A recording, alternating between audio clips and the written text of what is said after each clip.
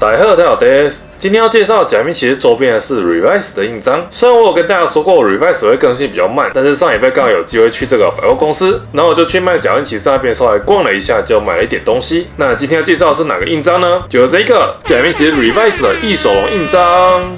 我在当下看到不止这个印章，但是它其他是有这个侧挂组跟支架组的，所以我就挑一个最便宜的，毕竟财力还是不允许啊。然后我这个的购买价是550元。我要跟大家说一下，这个东西啊，在百货公司是卖比较贵的，所以如果你要花比较少钱去买的话呢，我建议是去网络上买，或者是去一些玩具店的网站上面买会比较便宜。给大家看一下它上面有说明，就有写到它是可以跟这个 Revice 的腰带做联动的。再来下面呢，就有说它的音效啊是哪一些音效，以及它会讲哪些话。那我们就废话不多说，直接开箱吧。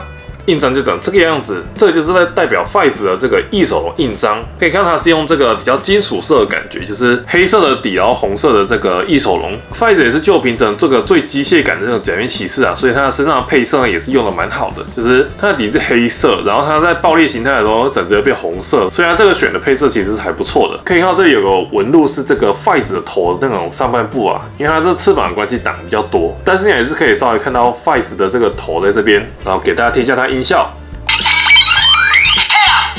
它音效上就是说是异手龙，然后它也跟欧式的这个异手龙硬币呢扫到是同一个名词。再听一下盖下去的声音，盖下去的音效是听起来是一样的。再来我们就直接跟腰带做联动吧。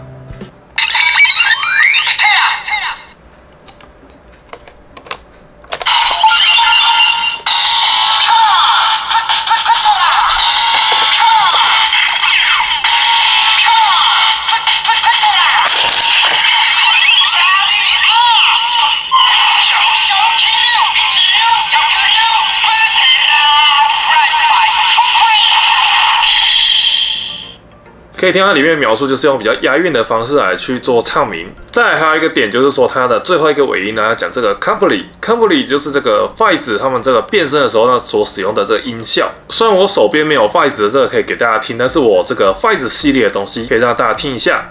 很信。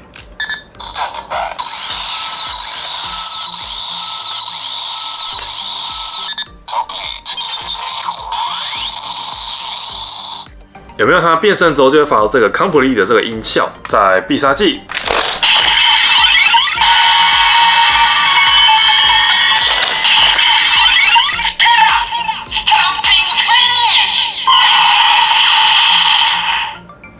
可以听到必杀技最前面有一个类似那种恐龙的吼叫声，所以它这个其实必杀技音效没有每个人都是一样的哦。在合体。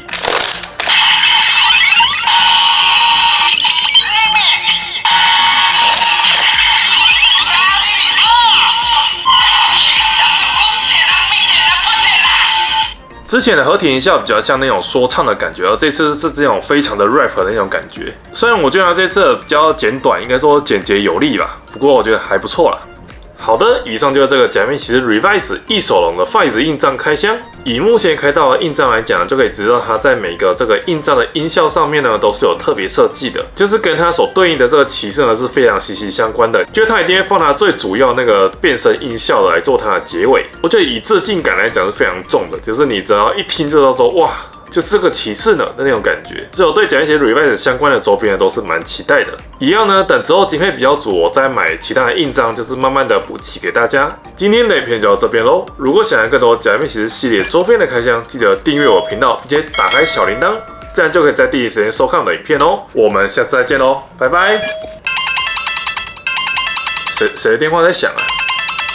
诶，那谁的电话？诶，Rice。